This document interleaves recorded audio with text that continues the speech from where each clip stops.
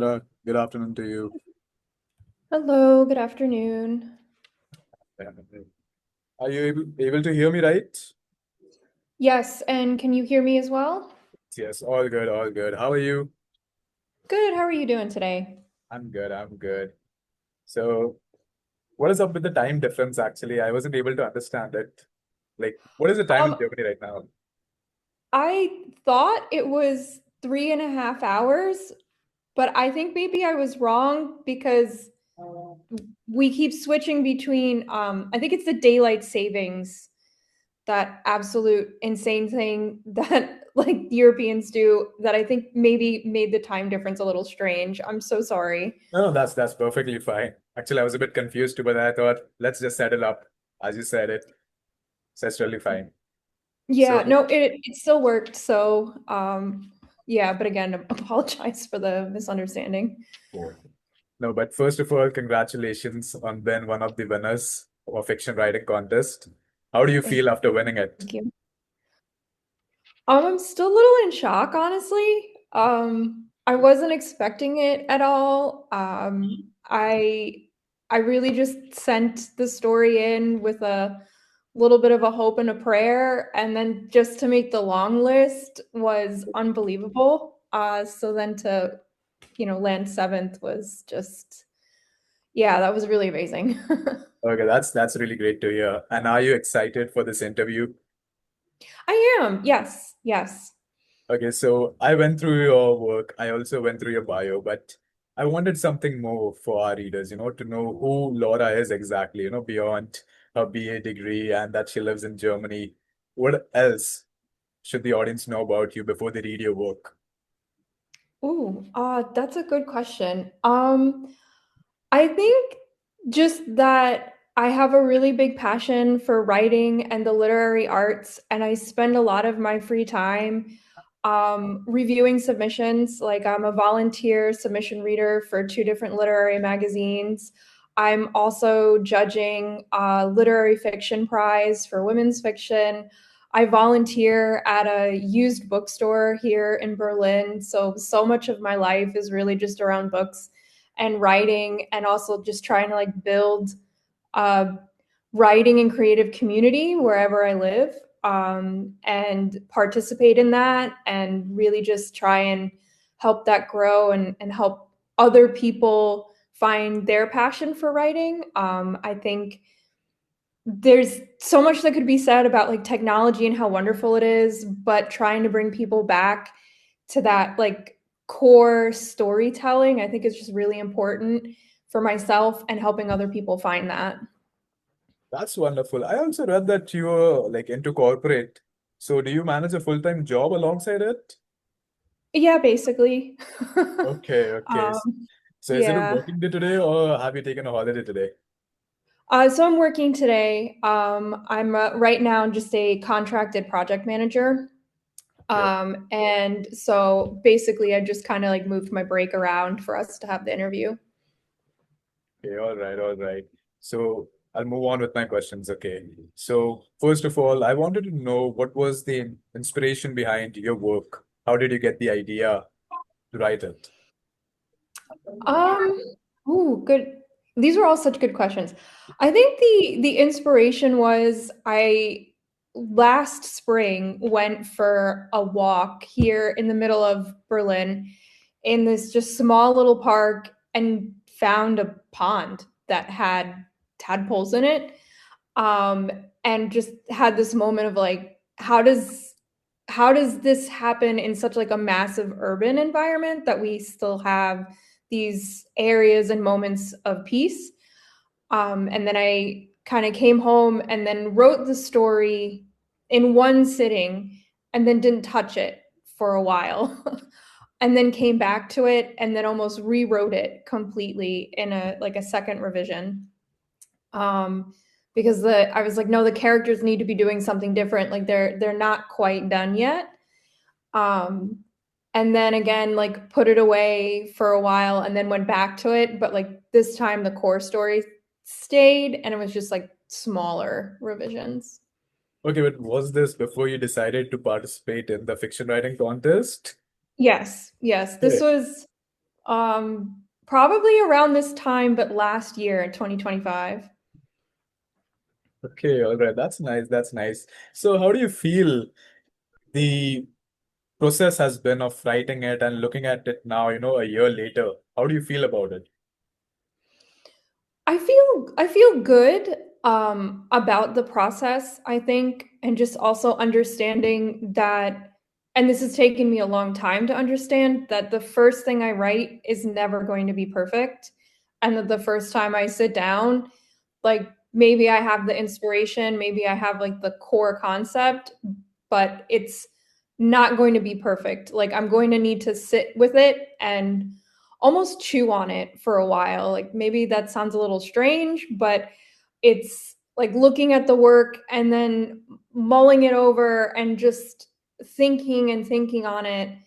Not even like changing the writing, but just what do I want it to be? Like, what do I want to say with the story?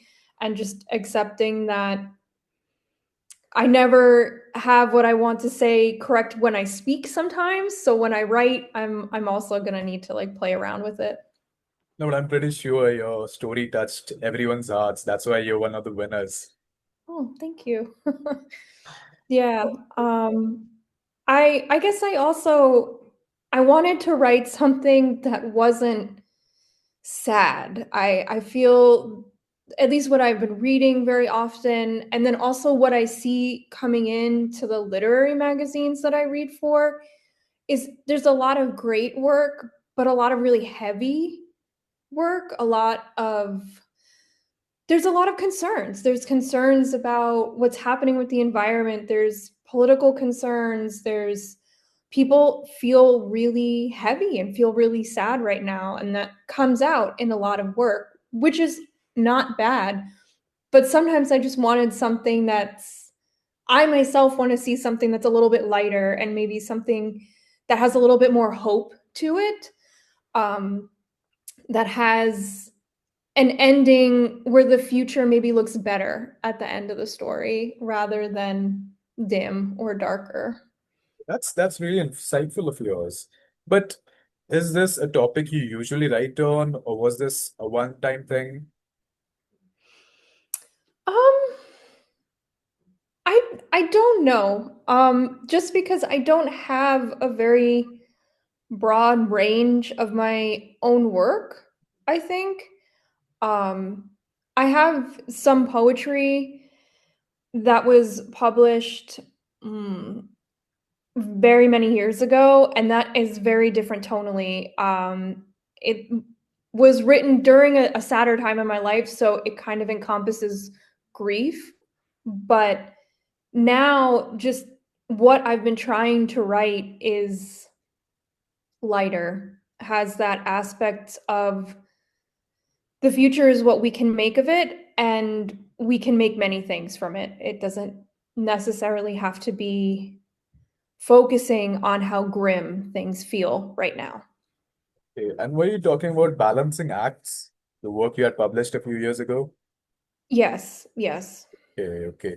So how would you compare yourself, like the growth you have noticed within yourself over all these years? Like whether it's regard to light writing or lifting of someone else's mood or thinking about the future. What are the other things that you have seen in yourself that has, changed over the years? Well, I think a big part of that has just been the empathy of moving to a different country, and roll with me on this. Um, I loved living in the United States, and then about 3 years ago, I moved to Germany.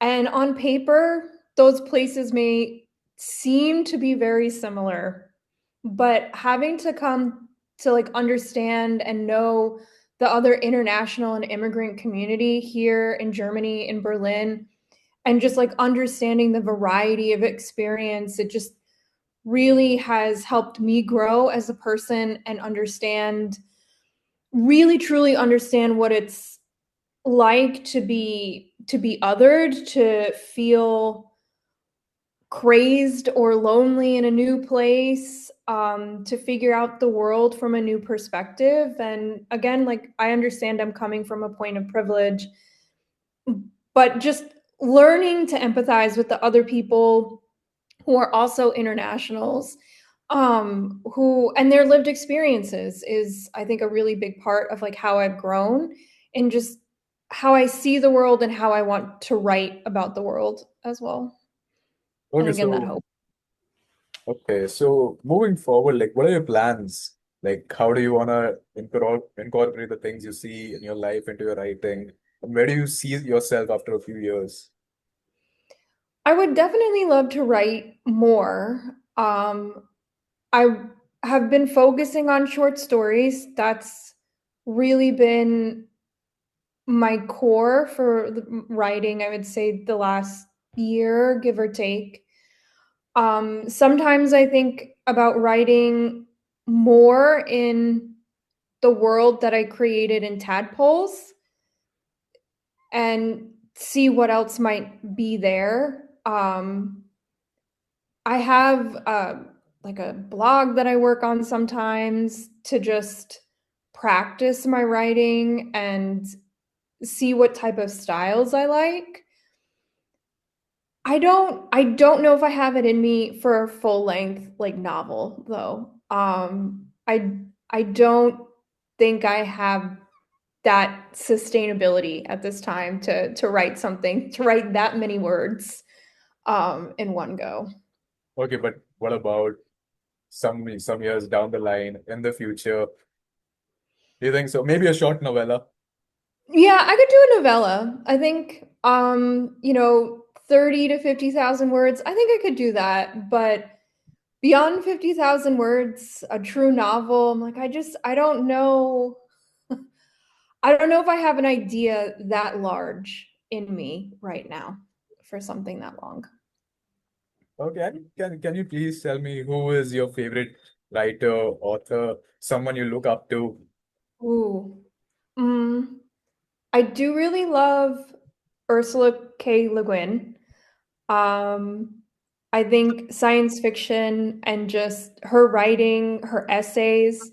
I've always loved her essay, the basket theory, that one of the first inventions that humans ever made was not a weapon, but something to carry things with.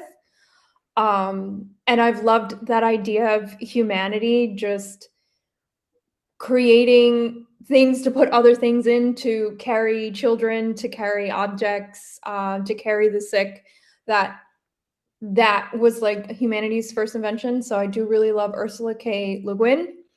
And I also love J.R.R. Tolkien. I know that's very stereotypical, but I've always loved Lord of the Rings. I have good memories of the book. And again, I love his hope, I guess, that encompasses the epic. So Okay, and how do you say, like, how did your writing journey start? Like, was it by reading these books or was it something else? um if we're going really back, I would say it was making up stories to tell my grandparents as a very young child. Okay. Um, and then my grandparents encouraged me to write them down. And that's where it started. And I just continued that throughout my teenage years and further, so on and so forth. So I've always loved writing and I've always been a big reader. I was very lucky and had parents and grandparents that read to me all the time as a child. So I just grew up with that love of reading, and that combination, I guess, was enough of a spark. Okay. And have you given them this news that you've won the fiction contest? Yes. I only have one grandparent left Okay. living, and she was the first person I called. So that was really exciting to give her that news. Okay. And what has been the review from your friends, from your peers, from your colleagues? So far, it's all been very positive. My family has been very, very supportive. My husband's been very supportive. Although he's heard renditions of the story since I wrote it, interrupting him, being like, "Wait, I need to read you this." And again, my friends, I've told them as well, and it's all around it. It's just been a really great experience, just to how much support and love that I've gotten from my peers and friends and whatnot. That's really nice to hear. It's really heartwarming. And would you say Tadpoles is your finest work till date? No, I think I have one or two more stories that I that are a little weirder, but I think might be a little bit better. I really love puzzling out the correct words to use in a story to find the right word that's going to make the right emotion in a sentence. And I think I have one or two other stories that do that a little bit better than Tadpoles, but I still really love Tadpoles. I do feel very proud of that story. Okay, but have you submitted those other stories somewhere else, or is it still in your draft somewhere? It is still in drafts.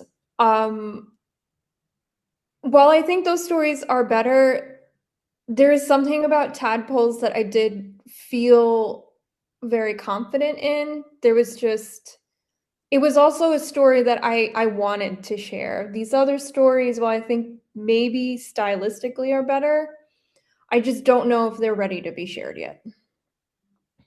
Okay. So how do you say, like, how long after you maybe get it out of your drafts and, show it to the world? Like, when can that moment come? Hmm. I don't quite know. I do know that with Tadpoles, I did bring it to a writing group that I'm a part of, and I read it out loud, and I was able to get some prior feedback, which helped me understand that it was in a good place to submit it somewhere. And then it really was just luck that the Instagram not ad, but the Instagram post Yeah. about the call for the wild submissions popped up very randomly. And again, tadpoles just happened to fit, which was amazing. These other stories I haven't really brought in front of my peers and read, and I haven't received that feedback. So maybe it's not necessarily how long, but for me it's the receiving of the feedback where I know this isn't just in my head that I think it's a good story, it someone else sees that it's a good story, or that it's needs polishing, or yes, it's finished. Okay, but has there been a moment where you've had self-doubt over your own work that maybe people won't like it, maybe, there would be a fear of rejection, anything like that? Oh yeah, every day, every day. Um, I I think I think it's something that maybe all creative people who want to share their work are going to struggle with, is the self-doubt. I've received dozens of other rejections for stories, well, like fiction pieces, poetry, and that chips away at your confidence a little bit. But I think it's also just maintaining faith in what you're writing, and the faith that what you're writing is worth saying and worth sharing. And sometimes it really is just you find the right people. You find the right people that like your work, and it meshes what they want, what they're looking for, and that's all you need. Is you just need one yes. Yeah. And I would that agree. really helps with the feelings of rejection and self-doubt. So Okay, but other than this, how would you cheer yourself after a rejection? Like, what would you do? Sometimes I would have a cookie and make a cup of tea. I drink a lot of tea. Um, if it's nice, I'll go for a walk, but no distractions. So, like, no podcast, music, just go out and be in the world. And it doesn't always work, but it helps, because your writing is a part of the world. It's a part of me. And you just need to calm down. I think the rejection can do a lot.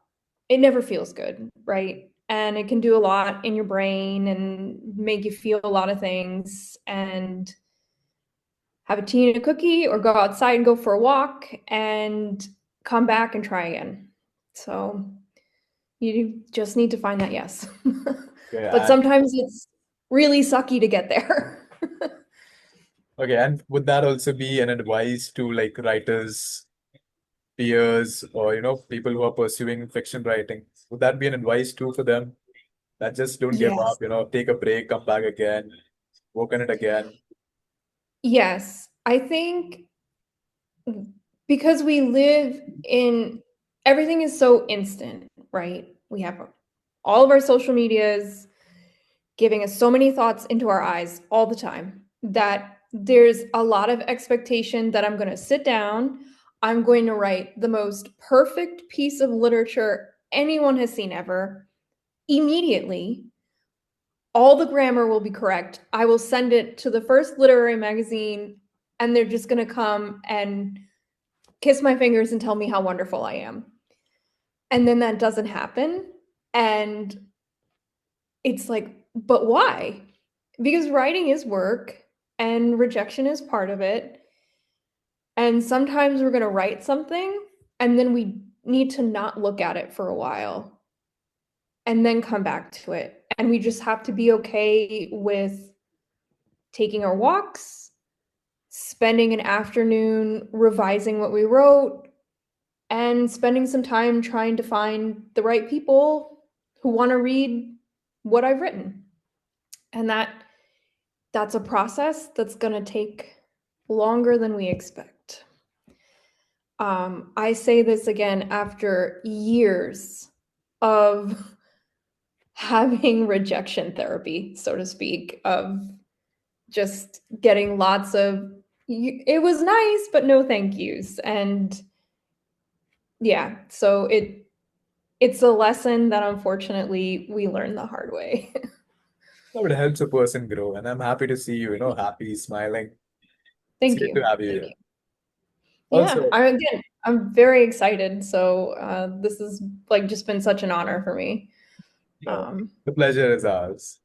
But how do you say, like, how do you know that a piece is really finished, after a lot of revisions? How do the revisions sound to you, and how does the final product or the final piece sound to you?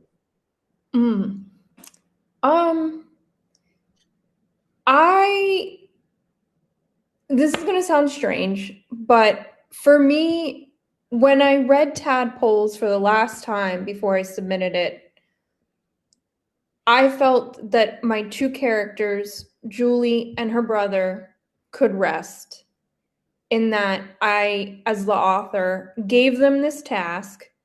They had to save the tadpoles. And then it was finished when they dumped them into the pond. When I first wrote the story, it had a different beginning, and the end was only once they reached the forest, not the pond. And when I had gone back to it, I realized that they weren't ready to rest. My characters still had more to do. And this may be a very like A happens, B happens, C happens, but I think, a story really should have like a semicircle, right? Like we're starting, we have our conflict, we go down, in a very, very like condensed form. And when my characters have done what I've set them out to do, that's when I feel that the story is over. Um, Whether that's in 2,000 words or 5,000 words. Yeah. That's lovely to hear. Lovely. So if you had to go back and change the ending, would you do that? Hmm. Now, no, because I think the ending is where they can rest. Is set free, they've set free the tadpoles. We don't know if we don't know if those little amphibians are gonna survive or not. They're gonna go back home and likely be get in trouble by their father. We don't know, but and that's okay because the story can live on. Like we can imagine different ways that it goes forward. But I felt my task as the author was to get us to get my two characters to a point where they could, wipe their hands and say, okay, I've done what I've come here to do. What happens now is beyond me. Like I can no longer create any change in the story as my characters. Um, so no, I would keep the ending that I have now. I like it. That's really nice to know. And how would you say the process has been, since submitting it to, finally seeing the result? How has been the entire, timeline of things? It was one of the smoothest processes that I've had, and I also really appreciated that I didn't feel like I was forgotten in the process. There've been a few times where I've submitted something and then I've been ghosted. And I just kind of assumed, that my work wasn't accepted. So this process was with the Hemlock Journal very smooth, very easy, and understandable. And I liked that. Um, Obviously, that I received the emails, and then there was the post on Instagram. That I didn't wait like a year to hear back. That was also really nice. So yeah, I enjoyed the process. Okay, and any suggestions for the team? Any suggestions for the entire Hemlock team? Hmm. I don't think so. I mean, honestly, it was one of the better experiences that I've had. Um, like I said, I submitted. The submission process was really easy and straightforward. Um, and then, I mean, I would say less than really 2 months later, I received the first email about the long list. Week later, with the shortlist. So no, I mean everybody's doing a really great job from where I'm sitting. That's nice. That's great. That's lovely to hear. So before we depart, I just have two more questions, okay? So I want to know, like, how does a day in your life look like? How do you manage everything that you do and still, find out time for writing? So how does a day Mhm. in your life look like?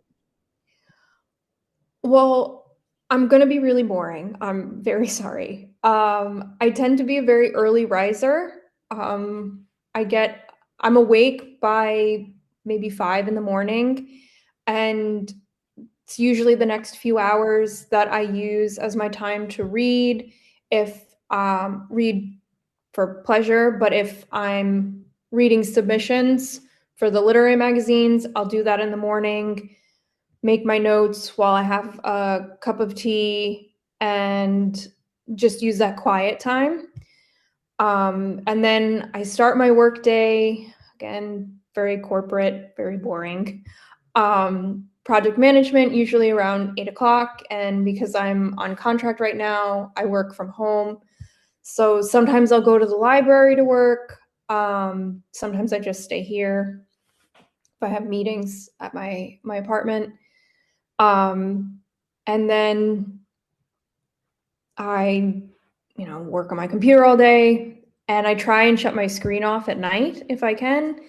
And again, that's when I spend time with my husband, cook, clean, the boring things. On the weekends is usually when I pack in like a lot more of my writing. And sometimes I'll just do like these massive sprints, like on a Saturday morning, and I write for like 5 hours. And it's just a very like focused, don't talk to me, don't look at me, I don't exist. It's just like me and my keyboard. And I do that mostly on weekends. But that's kind of a day in the life. It really is just Stressful. yeah, like it's really nothing. I'm not doing like a Stephen King, here's how I set up my writing schedule. Like that's not me. Okay. And the last thing, okay. So how would you define a perfect piece of fiction or perfect piece of work? Perfect piece of work. Oh wow, that's like a big question. Um I am not going to say there's a genre that has anything perfect, but I think a perfect piece of fiction is going to make you, as the reader, forget that there's something beyond the book that you're reading. It's not even that you're so engrossed, it's that you don't even know that you're engrossed by the book. You just what you're feeling, what you're thinking is just what's on that page. And it keeps you moving. And then when you put it down, you have to reevaluate your life. Um, there have been a few books that have done this to me where I just like, I'm reading them. There's nothing else around me, nothing else is happening. It's just the book. I close the book when it's done and I stare at the wall for 10 minutes. And just be like, what just happened? Like I know things happened and you're just feeling everything. But when that book can make you forget reality exists, I think that's perfect piece of fiction. So for you, what was that perfect fiction that you read in your life? Is there any one or two pieces like that? Yes, the first one that comes to mind is In the Name of the Rose by Umberto Eco.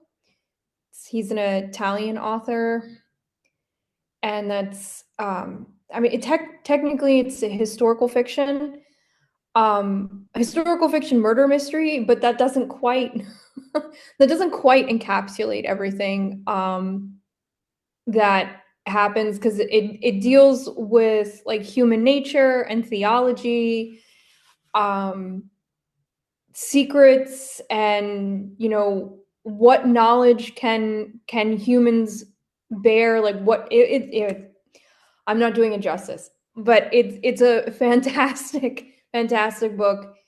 I tell people that if I could erase the memory of that book so I could reread it for the first time again, it would be that book. I would love to reread that for the first time again because it's really What? was just like life altering for me. Okay. And out of curiosity, would that be that one book you had wish you had written? Ooh, if if I had an ego, yes, Okay. because it truly is just magnificent piece of literature for me. Yeah. And any Um, other book? mm, that I think is perfect piece of literature. Yes. And you Ooh, wish okay. you had written it. And then I wish I had written it. Okay. I think not that I would wish I had written it, but for me, another perfect piece was The Short End of the Sonnenalley by Thomas Breschig. He's a German author, and it's a satirical piece about East Berlin in the Soviet Union, during the Soviet Union. That was at times both like very tender, but very heartbreaking. And I read it in the morning because I couldn't put it down. Um, but I don't think I could say that I could write it because my German is still Not fluent.